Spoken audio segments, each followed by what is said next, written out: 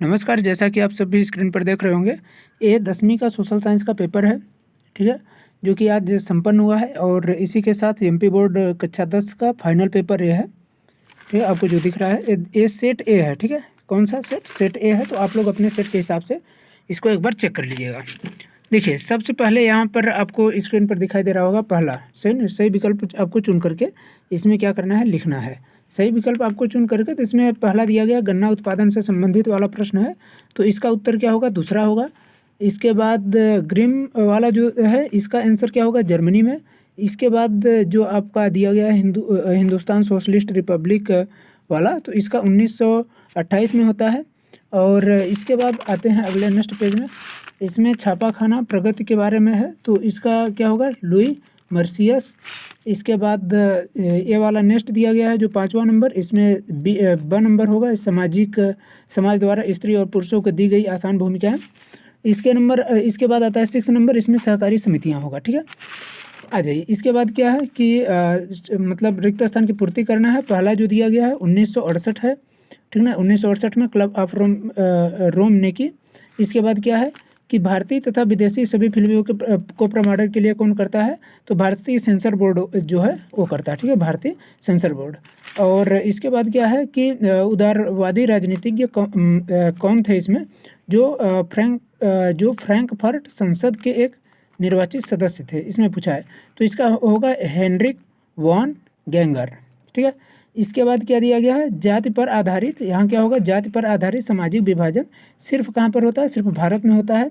इसके बाद क्या है कि लोकतांत्रिक व्यवस्था राजनीतिक किस पर निर्भर करती है? समानता पर निर्भर करती है। क्या होगा यहाँ पर? समानता। इसके बाद क्या दिया गया? भूमिगत जल नवीकरणीय संसाधन का उदाहरण है, ठीक है। आ जाइए आगे सत्य असत्य में। तो पहला जैसा कि आपको दिया गया होगा, तो फर्स्ट क्या होगा? सत्य होगा। सेकंड नंबर पर भी क्या है? वो भी सत्य है। थर्ड नंबर असत्य होगा। फोर्थ नंबर सत्य है। और फिफ्थ नंबर क्या है? वो भी सत्य है। और 6 नंबर सत्य है, ठीक है। आ जाइए, इसमें क्या दिया गया है? इसमें आपको सही जोड़ी मिलाना है। तो पहला संयुक्त वन प्रबंधन उड़ीसा में यहाँ पर दिया गया है, क्या? उड़ीसा। और इसके बाद क्या दिया गया है कि इलेक्ट्रॉनिक राजधानी के रूप में किसे जाना जाता है? तो इसका आंसर होगा बेंगलुरु, ठीक। लेबर पार्टी का क्या होगा आंसर? लेबर पार्टी ब्रिटेन से संबंधित है।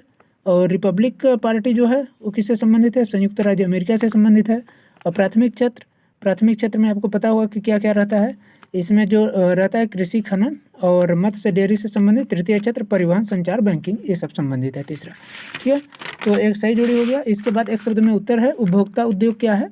यह स्टॉक कंपनियों की एक प्रकार की एक श्रेणी होती है जिसमें किसी भी वस्तु को खरीद बिक्री से संबंधित होता है, ठीक है। और इसमें क्या है कि भाई भोंसले कौन थे? छत्रपति के पिता थे, ठीक है ना। भोंसले जो थे वो छत्रपति के पिता थे। असम का लोकप्रिय गीत ओ मोर अपुनर देश किसने लिखा है? तो इसको आप लोग के लिए मैं छोड़ रहा हूँ कि इसको आप लोग बताइए, क्योंकि अगर आप लोग किए होंगे पूरे तो ये आपसे जरूर बना होगा, ठीक है। इसके बाद आ जाइए, यहाँ पर है कि बेल्जियम के सामुदायिक सरकार का चुनाव कैसे करते हैं? वहाँ पर जो आम जनता होती है उसके द्वारा उसका चुनाव होता है, ठीक है। तो जैसे हमारे यहाँ क्या होता है, हम नेताओं को चुनते हैं, लेकिन वहाँ पर जो होता है तो कह सकते हैं कि डायरेक्ट उनका रिप्रेजेंटेटिव होता है, मतलब डायरेक्ट वहाँ पर सरकार चुनी जाती है। इसके बाद मानव विकास सूचकांक में कौन सी संस्था जारी करती है? यूएनडीपी जो है, यानी यूनाइटेड नेशन डेवलपमेंट प्रोग्राम।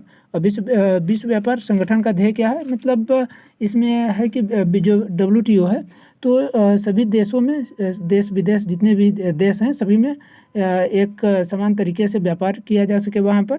और मतलब ये ना हो जाए कि कोई एक ही देश मतलब अन्य देशों में ले जाकर सब कुछ थोप रहा है। तो मतलब सामंजस्य बनाने के लिए मुख्य रूप से WTO का ध्येय है, ठीक है। इसके बाद आपको प्रश्न में दिखा दूँ, 6वां नंबर है, ये आप देख लीजिए यहाँ से। 6ठा नंबर आपको दिख रहा होगा।